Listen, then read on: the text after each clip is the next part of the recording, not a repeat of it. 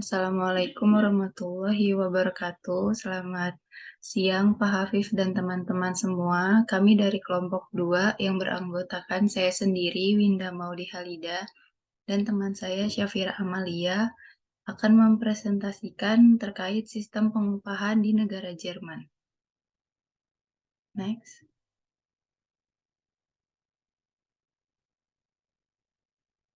Nah, di sini dibagi menjadi beberapa bagian pembahasan. Yang pertama ada latar belakang, yang kedua pengertian upah kerja dan jenis karyawan, yang ketiga ada beberapa prinsip utama sistem pengupahan di Jerman, yang keempat ada gaji, yang kelima ada jam kerja, hari libur dan cuti, dan yang keenam ada asuransi, dana pensiun, dan pajak asuransi sosial. Next.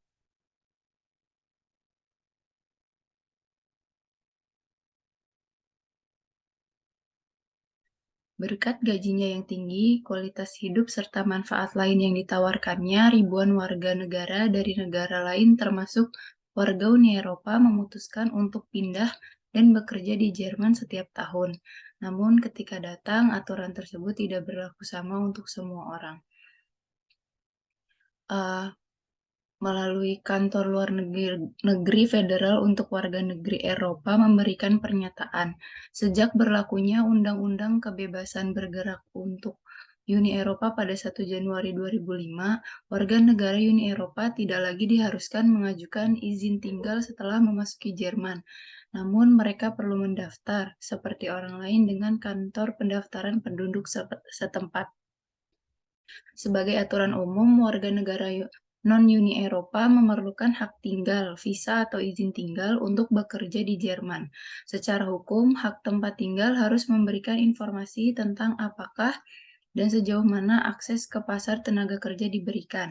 Informasi ini menggantikan izin kerja sebelumnya. Pernyataan ini dijelaskan oleh Kantor Luar Negeri Federal untuk warga negara ketiga atau non-Uni Eropa.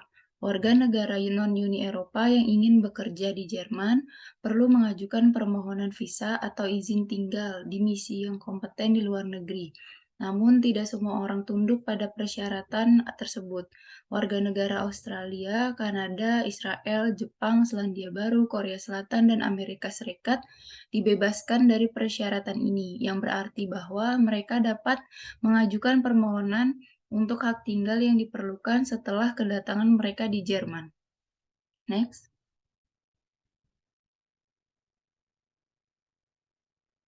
Di sini ada pengertian upah kerja dan jenis karyawan. Upah kerja atau yang biasa dikenal dengan istilah gaji di Indonesia menurut Kamus Besar Bahasa Indonesia adalah balas jasa yang diterima pekerja dalam bentuk uang berdasarkan waktu tertentu. Namun sedikit berbeda halnya dengan sistem pemberian upah yang ada di negara Jerman. Karena ternyata negara Jerman juga memiliki beberapa istilah terkait dengan makna yang lebih mendetail dan kebanyakan orang Jerman mengenal dan menyebut gaji tersebut sesuai dengan maknanya. Yang pertama itu ada Gehalt, adalah istilah yang digunakan untuk sistem pemberian upah dengan kepastian jumlah yang sama atau tetap di setiap bulannya. Yang kedua ada Besoldung atau gaji. Yang ketiga ada Einhonorar atau biaya. Yang keempat ada by Umsatzbeteiligung atau dalam hal bagi hasil. Dan yang terakhir ada Zulagen atau tunjangan. Selanjutnya ada pengertian jenis karyawan. Hubungan antara pengusaha dan karyawan Jerman diatur secara ekstensif di bawah Undang-Undang Ketenagakerjaan dan Ketenagakerjaan Jerman. Karyawan harus memiliki kontrak kerja tertulis yang mencerminkan aspek-aspek kunci dari hubungan kerja. Kontrak harus mencerminkan para pihak dalam kontrak pekerjaan yang akan dilakukan, gaji kotor, tunjangan, liburan, tanggal mulai bekerja, tempat kinerja, dan periode pemberitahuan. Meskipun kontrak kerja yang tidak terbatas dalam waktu adalah tipikal, mungkin untuk menyetujui kontrak kerja dengan jangka waktu terbatas. Next.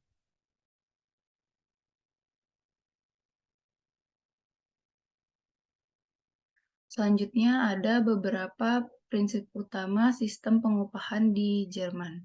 Sistem pengupahan di Jerman didasarkan pada pendekatan negosiasi dan kolaboratif antara serikat pekerja dan perwakilan eh, perusahaan. Sistem pengupahan di Jerman didasarkan pada beberapa prinsip utama, yaitu di sini ada 4. Yang pertama ada upah minimum.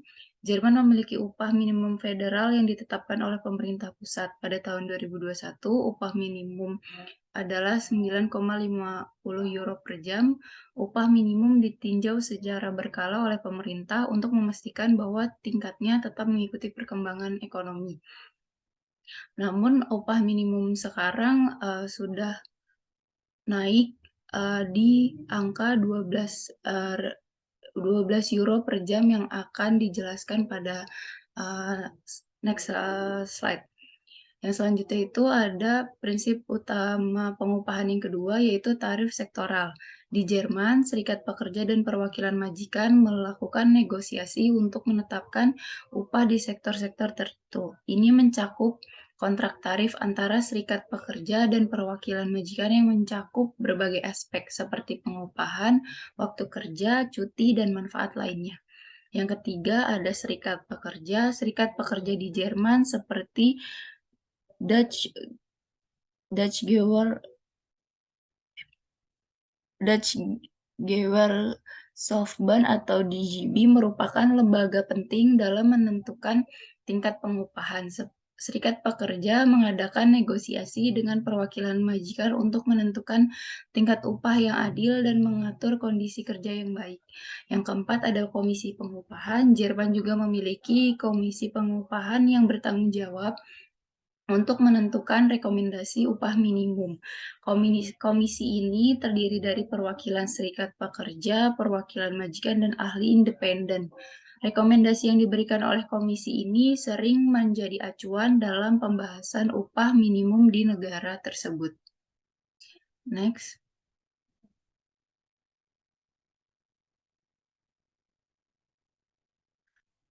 Untuk materi ini akan dijelaskan oleh teman saya, yaitu Syafira. Selanjutnya ada gaji di negara Jerman. Nah, Jerman baru-baru ini membuat perubahan pada undang-undangnya dan pada 1 Oktober 2022, upah minimum bruto di negara itu adalah 12 euro per jam. Undang-undang upah minimum ini berlaku untuk semua orang, terlepas dari apakah seorang karyawan adalah warga negara Uni Eropa atau tidak. Adapun gaji rata-rata itu tergantung pada bidang pekerjaan serta kekurangan yang dihadapi suatu sektor.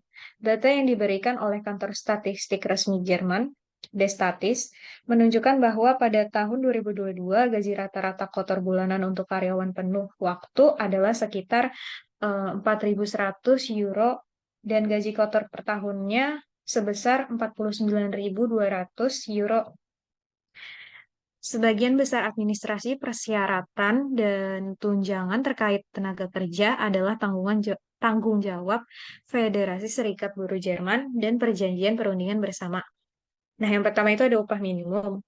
Arahan Uni Eropa yang diusulkan tentang upah minimum yang memadai sudah mendorong beberapa negara anggota untuk memfokuskan kembali perdebatan tentang topik tersebut dan mempersiapkan perubahan di bidang-bidang seperti menetapkan kriteria untuk penetapan upah atau menaikkan upah sesuai dengan nilai referensi internasional yang disebutkan dalam proposal. Jerman misalnya telah memutuskan untuk menaikkan upah minimumnya menjadi 12 euro per jam atau sekitar 60% dari upah rata-rata pada Oktober 2022. Yang kedua ada minggu kerja. Minggu kerja dibatasi oleh hukum hingga 48 jam, namun dalam kebanyakan kasus tidak melebihi 40 jam. Karyawan harus diberikan setidaknya 11 jam istirahat tanpa gangguan di antara shift. Jika periode ini terganggu, itu harus diberikan secara penuh setelah gangguan. Karyawan tidak boleh bekerja lebih dari 6 jam berturut-turut tanpa istirahat. Yang ketiga ada kerja lembur. Karyawan dapat diminta untuk melakukan kerja lembur hanya jika ada ketentuan dalam perjanjian kerja atau dalam perjanjian perundingan bersama. Namun, jam lembur tersebut tidak boleh melebihi 12 jam dalam satu minggu kerja. Upah untuk jam kerja lembur tidak diwajibkan atau diatur oleh hukum. Pengusaha diperbolehkan untuk memasukkan ketentuan kerja lembur dalam perjanjian upah bulanan. Yang keempat ada periode pembayaran. Tanggal pembayaran terutama bergantung pada perjanjian kerja. Jika tidak ada kesepakatan dan jadwal pembayaran tidak ditetapkan, upah harus dibayarkan setelah selesai. Jika upah dihitung berdasarkan waktu, misal mingguan atau bulanan, itu harus dibayar setelah berakhirnya periode. Secara umum, interval pembayaran upah tidak boleh melebihi 1 bulan. Yang terakhir ada manfaat tambahan, sementara Undang-Undang Perburuhan tidak memerlukan biaya lain selain upah. Pengusaha di Jerman biasanya memberikan berbagai jenis bonus. Itu termasuk tips atau hadiah, pembagian keuntungan, penggunaan mobil perusahaan, pembayaran tambahan, komisi, dan tarif is work. Next. Selanjutnya ada jam kerja, hari libur, dan cuti melahirkan. Sejalan dengan yang pertama ada jam kerja. Sejalan dengan undang-undang saat ini yang dimiliki oleh Jerman, karyawan harus bekerja dalam jumlah jam tertentu per minggu. Secara umum mirip dengan negara-negara Uni Eropa lainnya, jam kerja di Jerman tidak boleh melebihi 8 jam per hari. Dalam kasus kasus tertentu, jam kerja dapat diperpanjang hingga 10 jam per hari. Tetapi jam mingguan tidak boleh melebihi 48 jam. Mereka yang bekerja lebih dari yang dibutuhkan harus dibayar untuk lembur mereka. Yang kedua ada hari libur.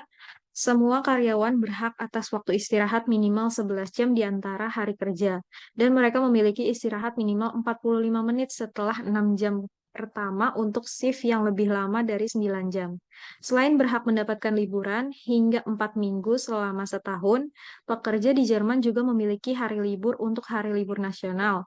Hari libur umum di Jerman bervariasi dari satu negara ke negara lainnya yang berarti bahwa tidak semua pekerja mendapatkan libur yang sama sepanjang tahun. Namun ada 9 hari libur nasional yang diikuti semua negara bagian.